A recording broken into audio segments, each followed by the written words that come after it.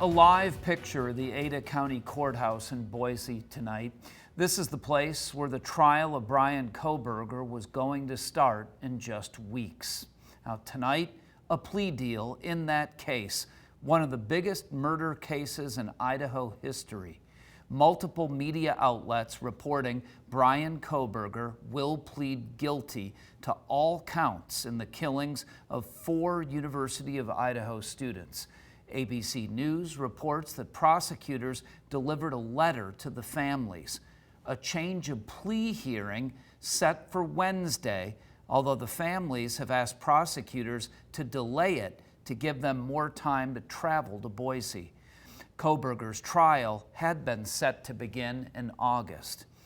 Now here's a picture of the students killed in Moscow in November of 2022 in an off-campus house.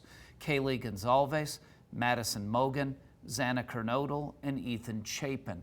The attacks believed to have taken place early in the morning. Their families' lives changed forever, along with so many others. Now, one of the families responding to the plea deal tonight, Kiana Watchman, begins our team coverage. Kiana?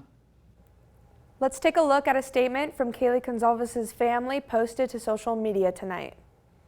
The statement says, in part, "We did talk to the prosecution on Friday about the possibility of a plea deal, and it was a hard no from our family. Sunday night, we received an email that sent us scrambling. We immediately jumped into panic mode and started making phone calls and sending emails. We met with prosecution again today to reiterate our views on pushing for the death penalty. Unfortunately, all of our efforts did not matter. We did our best. We fought harder than anyone could ever imagine." It goes on to say, in part, "One day we will tell you all what we have really been through from day one. You all gave us strength when we felt like we couldn't take another step, called us off the ledge when we were ready to wave the white flag, and most importantly, prayed for us when we were in utter despair and hopelessness. So, much love to all of you." A lot to process for the families. As they have things to share, we'll share them with you. I'm Kiana Watchman reporting. You're looking at video of the Ada County Jail. This is where Bryan Kohberger has been staying leading up to his trial, which was scheduled to start in August. Now, many of you have asked a lot of questions following word of the plea deal. We're working to get you answers. Joel Hroma spoke to a local legal analyst for some perspective. J.W. Bond says many factors could have led the prosecution to this decision, ranging from a new piece of evidence being presented or a key witness not wanting to testify. They just went ahead and took the sure thing. He's going to be locked up the rest of his life, no question about that.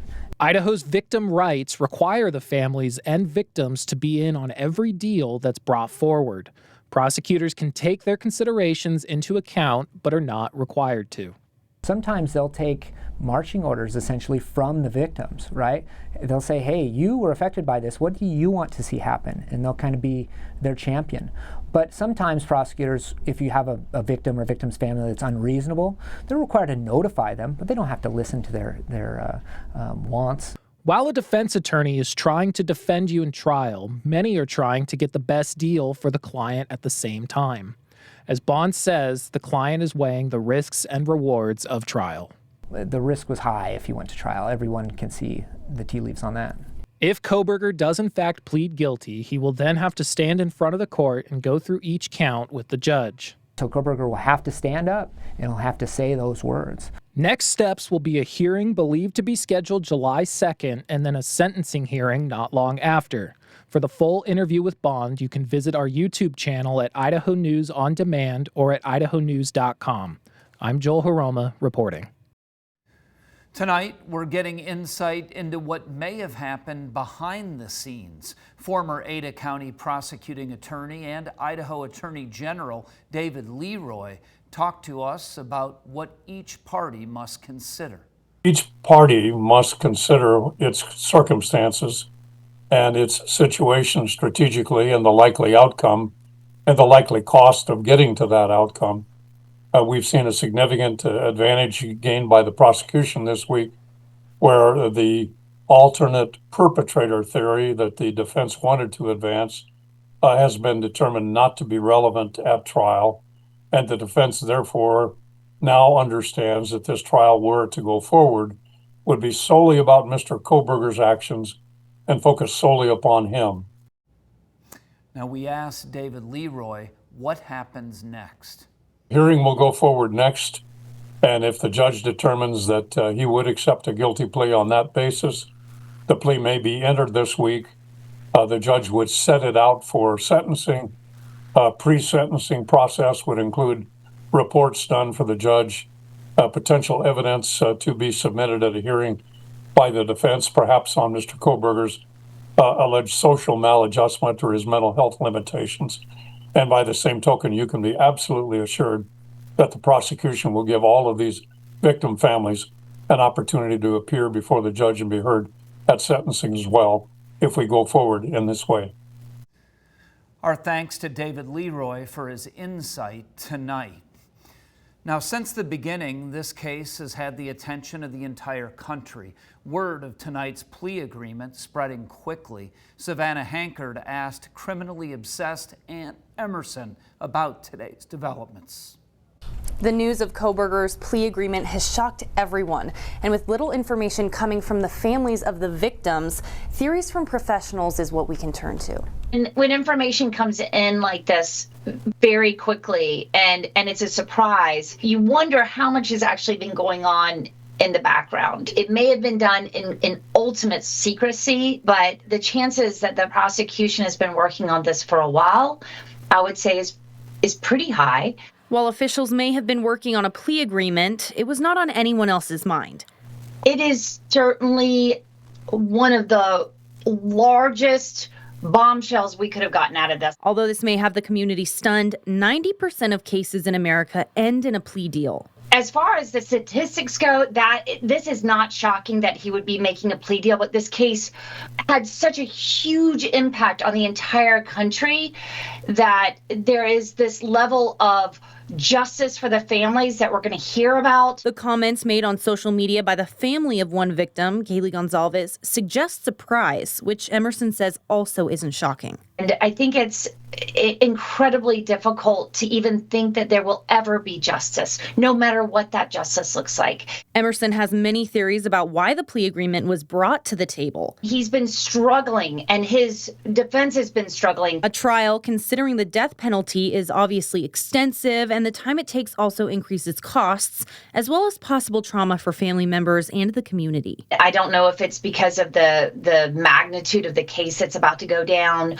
or if he felt like he was in a situation where there was no way out. No comments have been made by officials on the case. We will continue to update you with information as we get it here and on idahonews.com. Reporting in the newsroom, I'm Savannah Hankard. Since learning of the murders of the 4 University of Idaho students, we've kept our attention on the victims. That continues tonight. Janae Ryan reminds you of their stories. Ethan Chapin, Xana Kernodle, Madison Mogen, and Kaylee Goncalves. The 4 friends stabbed to death in a Moscow home just off the University of Idaho campus in November 2022. Roommates and friends finding their bodies hours later. 911 location of your emergency. Something is happening. Something happened in our house. We don't know what. What is the address of the emergency? 1122. Ethan, 20, from Washington, a social triplet, sports lover, and boyfriend of Xana. Xana, 22, from Arizona, positive and lover of laughter, roommate of Maddie and Kaylee. Those 2, best friends since childhood, both 21. Kaylee, a joyful, adventurous go-getter. Maddie, magnetic, hilarious, smart, and kind. The King Roadhouse, where these 4 loved young adults made so many memories and spent their last moments, gone. I think it's something that we've grown through and grown together in. And I feel really proud of our community for coming together how we did. It's the Vale family is something that's kind of unlike anything else. The 4 students, all Greek members, earning posthumous degrees during the May 2023 graduation ceremony. Some other honors for Ethan, a yellow and white tulip blend created by his former employer, Tulip Valley Farms, a scholarship fund, Ethan's Smile Foundation, and a book written by his mother, The Boy Who Wore Blue. In honor of Xana, Maddie, and Kaylee, a tulip blend named Forever Sisters, and a nonprofit, Made with Kindness, a scholarship foundation, honoring May 25th as Madison May Day to perform random acts of kindness, June 8th as Kaylee Jade Day to do what makes you happy, and July 5th as Xanapalooza, a day to be silly and do something fun. These 4 friends taken too soon, but never forgotten. Janae Ryan reporting.